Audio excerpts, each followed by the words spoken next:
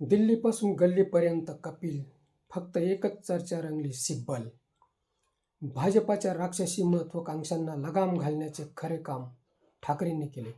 गेले 4 वर्ष ठाकरे शिवसेना व धनुष्यबाण जिंकणार किंवा हरणार यावरच चर्चा रंगायची.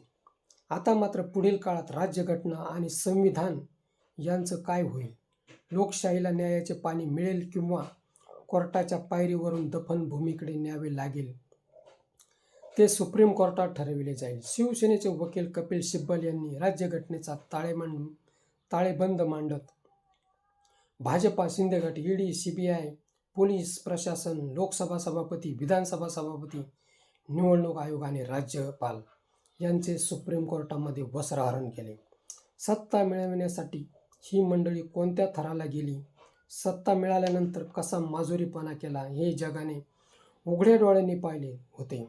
सुप्रीम कोर्टाला सुद्धा घटनातज्ञ कपिल सिब्बलांकडून ऐकावे लागले. हे सशक्त लोकशाहीचे लक्षण नक्कीच नाही. रिकाम्या खुर्च्यांसमोर भाषण करणारे सत्तेमध्ये बसतात. अमोल कीर्तीकर पडले नाही, पाडले गेले.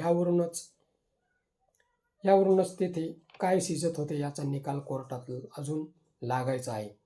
मोदी शहा कसे बेलगाम होते, शिवसेना प्रकरणाचा संपूर्ण ताळेबंद याचा पुरावा ठरणार आहे. जे कपिल सिब्बल बोलतात, प्रसारमाध्यमावर लगेच प्रतिक्रिया चालू होतात. आज दिल्ली ते गल्ली याची चर्चा रंगलेली दिसते. मित्र, हा व्हिडिओ कसा वाटला ते कमेंट बॉक्समध्ये सांगा आणि ॲक्शन मराठी चॅनलला सबस्क्राईब करा. कपिल सिब्बल हे घटनातज्ञ ठाकरेंच्या बाजूने उभे राहत लोकशाही वाचविण्याचा आटोकाट प्रयत्न करत आहेत. त्यांना कितपर्यंत यश मिळेल व सुप्रीम कोर्ट त्यांच्या बोलण्याला होकार देईल का, त्याचा निकाल तसा लागेल का, ते कमेंट बॉक्समध्ये जरूर सांगा.